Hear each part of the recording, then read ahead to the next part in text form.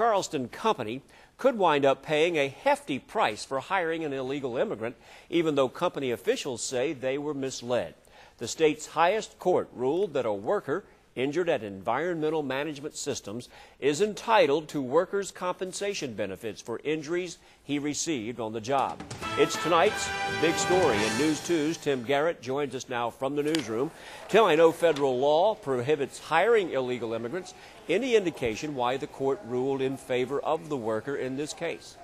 Well, Warren, of course, immigration is a hot topic these days, and while on the surface it may seem that the worker in this case seems to be the one benefiting, you could say it's the courts cracking down on illegals. When it comes to filling out this form, the I-9, most companies know how to spot false information. Problem is, when it comes to filling positions, many choose to look the other way. Not saying that's what this company did, but it's what the courts want to keep from happening. Actual murder in the workplace has dropped, which is a good thing. They are the eyes and ears of every industry. I could write a book. Is the #1 cause of death for women in the workplace. Now in Human Resources at American LaFrance in Dorchester County, Mary Dunn has hired and fired for more than 20 years. A real estate company, a resort rental property, worked for a wholesale distribution company, and I've worked in the staffing industry.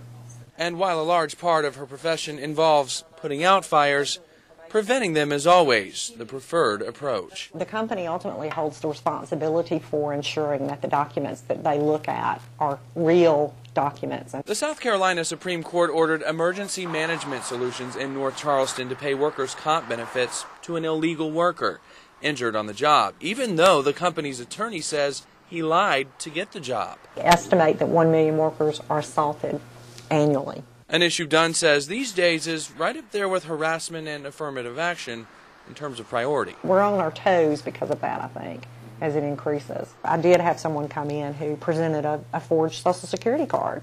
And the way that we noticed it, the words were misspelled on the back. And that's why she says paying attention is imperative. Done a lot of training classes. Something as simple as it's illegal for you to laminate your Social Security card. And not just from a financial standpoint. INS can come in and audit your I-9 forms at any time. They're going to come down on you. And Dunn says turning a blind eye to fake documents is often more common with staffing companies since they get paid to put people to work. As for what will happen to this worker, if in fact he did lie or forge a federal document to get hired, there are a number of things that could happen. But we do know at least his medical bills will get paid. All right, Tim Garrett in our newsroom. We did attempt to speak with the attorney representing Emergency Systems Management. Our calls today were not returned. Tonight, a